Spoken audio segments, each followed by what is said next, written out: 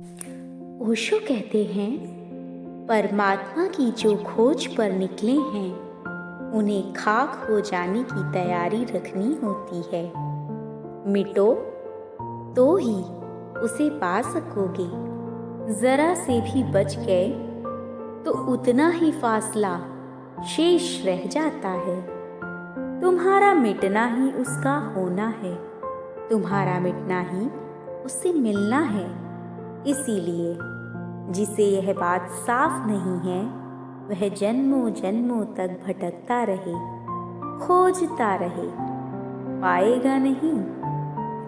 मिटने की तैयारी ही उसकी एकमात्र साधना है। मैं विदा हो जाए, समग्र रूपेण विदा हो जाए तो द्वार खुल जाता है। मैं के अतिरिक्त और कोई ताला नहीं है उसके द्वार पर, तुम ही बाधा हो। लोग सोचते हैं कोई और बाधा है, लोग यह भी सोचते हैं कि अज्ञानी हूं मैं। थोड़ा ज्ञान हो जाएगा तो बाधा मिट जाएगी। पापी हूं, थोड़ा पुण्य कर लूंगा, शायद बाधा मिट जाएगी। परंतु नहीं, ना तो पुण्य से बाधा मिटेगी, ना ज्ञान से बाधा मिटेगी। जब तक तुम हो बाधा रहेगी। अज्ञानी होकर रहो तो बाधा रहेगी, ज्ञानी होकर रहो तो भी बाधा रहेगी।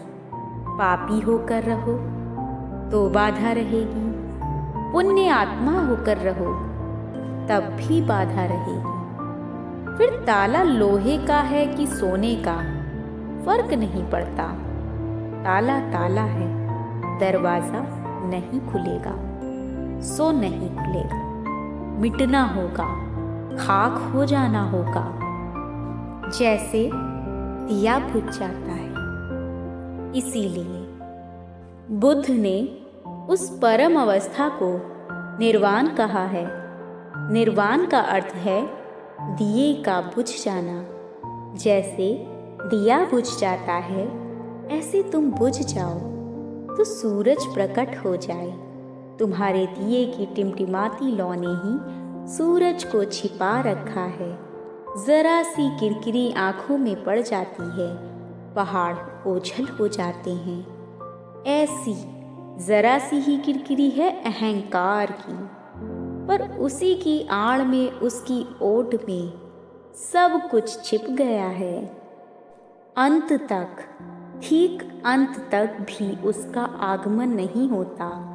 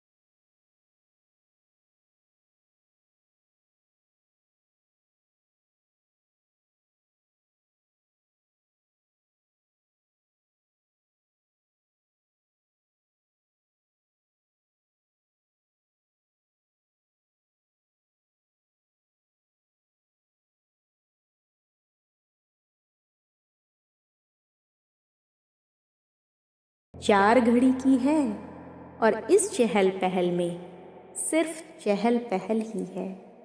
हाथ कुछ नहीं लगता, हाथ खाली के खाली रह जाते हैं।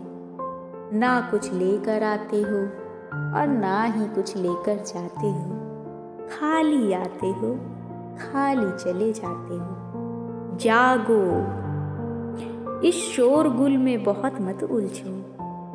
और एक सन्नाटा है भीतर जिसकी पहचान करनी है, और एक हृदय है जिसकी कुंजी तलाशनी है। तुम्हारे भीतर ही छिपा हुआ एक और राज है जिसके पर्दे उघाड़ने हैं, जिसका घूंघट उठाना है। जिस दिन वह पर्दा उठता है उस दिन पता चल ही जाता है कि हम क्या थे और क्या होकर रह गए थे। कमल थे और कीचड़ होकर रह गए थे। कमल की संभावना थी और हमने कीचड़ को ही अपना होना मान रखा था।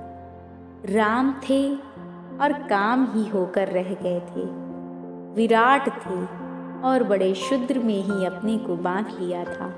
सारा आकाश थे, मुक्त आकाश थे, और कितने छोटे छोटे तिरछे तिरछे आंगनों में आबद्ध हो गए थे। जो खोजने चलता है उसे यह दिखाई पड़ना शुरू हो जाता है कि यह जीवन तो असली जीवन नहीं है। इस जीवन से तो उसका चित्त निराश हो जाता है। इस जीवन से तो हताश हो जाते हैं उसके प्राण।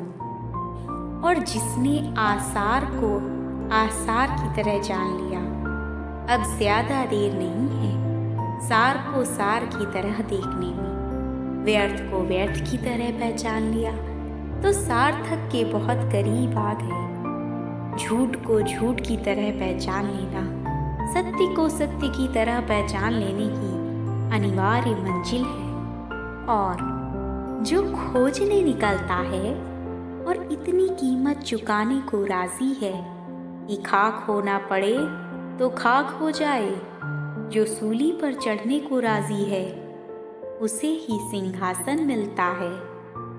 आ जाती है वह अमृत घड़ी, और जब तुम शून्य हो जाते हो तो जहां तुमने केवल विचारों की भीड़ देखी थी, जिस मन में तुमने सिवाय वासनाओं के, विचारों के, कल्पनाओं के, व्यर्थ के, ऊहापोह के और कभी कुछ भी ना पाया था, जिस मन में तुमने सिर्फ हाट भरी देखी थी, वासनाओं की, इच्छाओं की, तृष्णाओं की, उसी मन में एक फूल खिल उठता है चैतन्य का।